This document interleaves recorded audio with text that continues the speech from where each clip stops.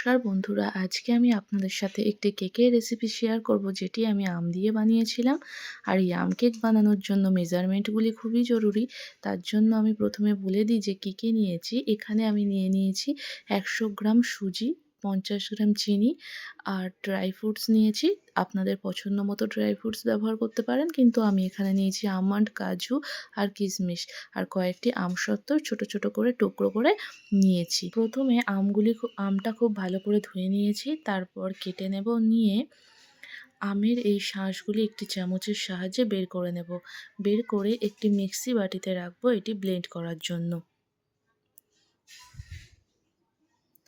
সবগুলি আমের শাঁস বের করে নেব।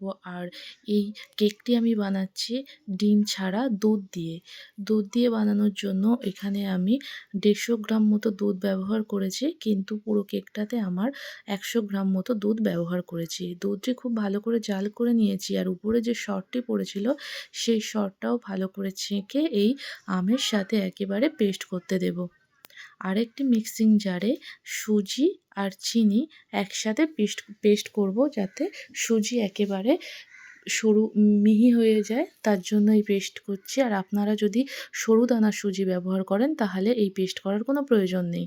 আর এই কেক বানানোর জন্য আমি 1 টুকরো জায়ফল দিচ্ছি, খুব সামান্য পরিমাণে একটু গ্রেট করে দিয়ে দেব।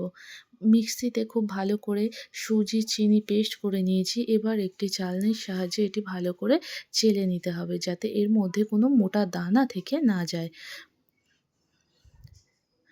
সুজি ও চিনিগুলি খুব ভালো করে চেলে নিয়েছি। এবার এই সুজির মধ্যে দিয়ে দেব 1 চামচ মতো বেকিং পাউডার, দিয়ে আবারও খুব ভালো করে মিক্সড করে নেব।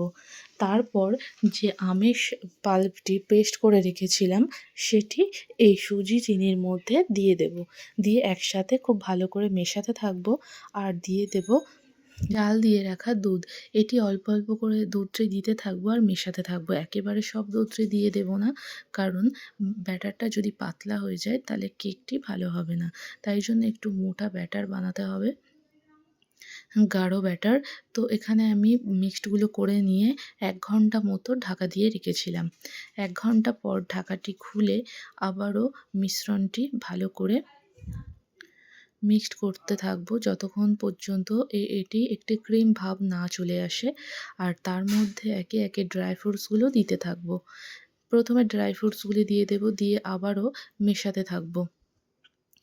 তারপর যে আমসত্ত্বগুলো ছোট ছোট টুকরো করে নিয়েছিলাম তার মধ্যে অল্প পরিমাণে কর্নফ্লাওয়ার দিয়ে একটু মিক্সড করে নেব, যাতে আমসত্ত্বগুলি এক জায়গায় না হয়ে গিয়ে আলাদা আলাদা থাকে। আমসত্ত্বগুলি দেয়া হয়ে গেলে আবারও মেশাতে থাকবো। এখানে এই মিশ্রণটি প্রায় অনেকক্ষণ ধরেই করতে হবে, যতক্ষণ না এর মধ্যে থেকে একটি ক্রিম ভাব চলে আসে। আর এখানে আমি একটি ফয়েলের বাটি আর একটি ডিশের বাটি ব্যবহার করছি। দুটোর মধ্যেই কেকটা বেক করে আপনাদেরকে দেখাবো, কিন্তু ফয়েলের বাটিতে কোনো রকম বাটার কিংবা তেল ব্রাশ করতে হয় না, এটি খুব ভালোভাবে বেক হয়। তারপর এখানে আমি দিয়ে দিচ্ছি বাটার আমি এখানে 50 গ্রাম মতো নিয়েছি, সেটি মেল্ট করে নিয়েছি। নিয়ে আবারও মিশ্রণটি মেশাতে থাকবো। আর সব শেষে দিয়ে দেব 1 চিমটে বেকিং সোডা। দিয়ে খুব বেশি আর মেশানোর দরকার নেই, একটু মিশিয়ে নিয়েই যে ফয়েলের বাটিটি নিয়েছিলাম তার মধ্যে ব্যাটারটি দিয়ে দেব। দিয়ে এভাবে একটু ঝাঁকিয়ে নেব, তারপর বাটির মধ্যে দিয়ে দেব। আর এখানে বেক করার জন্য আমি আজকে গ্যাসের ওভেনেই কেকগুলি বেক করব। তার জন্য দুটো পুরানো প্রেসার কুকার নিয়েছি, যেটির সিটিটা আর গার্ডারটি খুলে দিয়েছি। তারপর দিয়ে দিচ্ছি দুটো স্ট্যান্ড দিয়ে প্রথমে ফয়েলের বাটিটি দিয়ে দেব, দিয়ে মুখটি ঢাকা দিয়ে দেব। এখানে আমি 1 ঘন্টা মতো কেকটি বেক করে নিয়েছি, 45 মিনিট। আর আপনারা যদি আগে থেকে প্রেসারটি একটু গরম করে নেন তাহলে 45 মিনিট মতো লাগবে বেক করতে। দুটোই কেক তৈরি হয়ে গেছে, আর কেকটির কালারটাও ভীষণ সুন্দর হয়েছে, আর খেতে তো ভীষণই সুন্দর হয়েছে। ফয়েলের বাটিটি থেকে কেকগুলি ছোট ছোট পিস করে নিয়েছি। দেখুন কেকটি খেতে যেমন সুন্দর হয়েছে আর কতটা নরম হয়েছে। আপনারাও এটি বাড়িতে বানিয়ে একবার দেখতে পারেন। আর ভিডিওটি কেমন লাগলো অবশ্যই কমেন্ট করে জানাবেন।